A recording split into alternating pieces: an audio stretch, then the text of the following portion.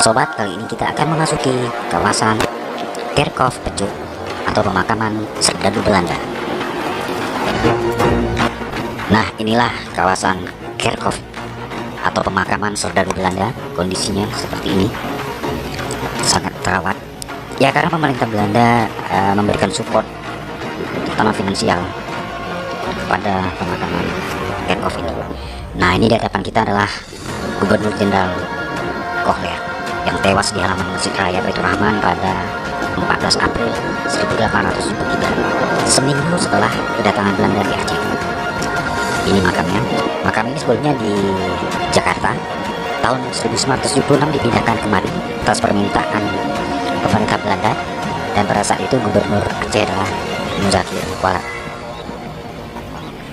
Kita telusuri terus, kita lihat di sini kondisinya sangat baik dan rapi ya, terawat.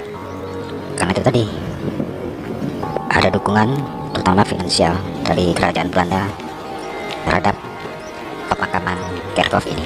Dan pemakaman Kerkhof ini merupakan yang terbesar di dunia di luar Belanda. Di sini ada 2.200 kuburan serdadu Belanda dan marsusi. Ada yang menarik di tengah-tengah kuburan Belanda ini, terdapat sebuah kuburan yang terpisah dari yang lainnya, yaitu makam Murah Pupuk. Ini dia, satu-satunya putra kesayangan Sultan Iskandar Muda yang dihukum rajam oleh ayahnya sendiri karena terlibat perbuatan zina dengan salah seorang istri perwira. Begitulah keadilan yang diterapkan Sultan pada saat itu. Baik, kita telusuri lagi. Ini makamnya terlihat berbagai variasi bentuknya, dan di sini kita lihat masih berusia muda tentara Belanda yang tewas di sini sekitar 18-19 tahun.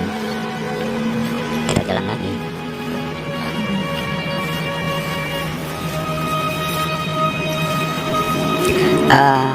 Seperti kita ketahui, perang Aceh itu berlangsung pada 1873 hingga 1904. Artinya selama 31 tahun itu perang berkecamuk di Aceh dengan 3 gelombang. Dan perang ini bagi Belanda ini perang yang paling pahit, melebihi pahitnya pengalaman mereka dalam perang Napoleon, sehingga banyak serdadu Belanda yang tewas di sini. Nah, ini salah satu jenderal militer yang mengemban sebagai komandan perang harian di Kutaraja pada saat itu, yaitu Jenderal Jacobus. Sedikit memberikan informasi, Belanda itu menyerang Kesultanan Aceh pada 8 April 1873 melalui laut sambil menembakkan meriam dari kapal.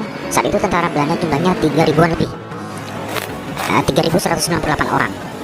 Nah, termasuk di situ ada marsusi dari berbagai etnis yang ada di Indonesia seperti Jawa, Ambon, Batak, dan lainnya. Nah, itulah yang datang ke Aceh pada saat itu.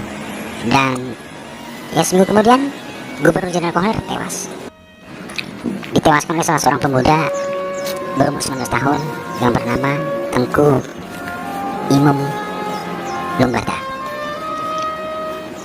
Nah, ini dia kondisi, kita bisa lihat terawat rapi, bersih ya, menjadi salah satu destinasi wisata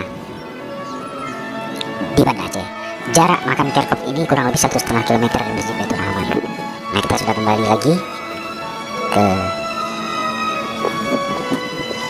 kuburannya Kohler.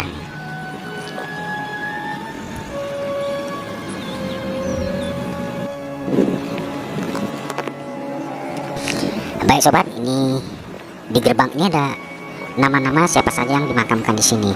Jadi tercatat ada 2.200 serdadu atau tentara Belanda dan marsusi di sini. 2.200, dan arealnya sangat besar, berdampingan dengan Museum Tsunami di Banda Aceh. Jadi intinya makam Kerkhof tidak saja bukti nyata kepahlawanan rakyat Aceh melawan penjajah, tetapi juga merupakan bukti nyata keadilan Sultan Iskandar Muda dalam menjunjung tinggi hukum di masa pemerintahannya.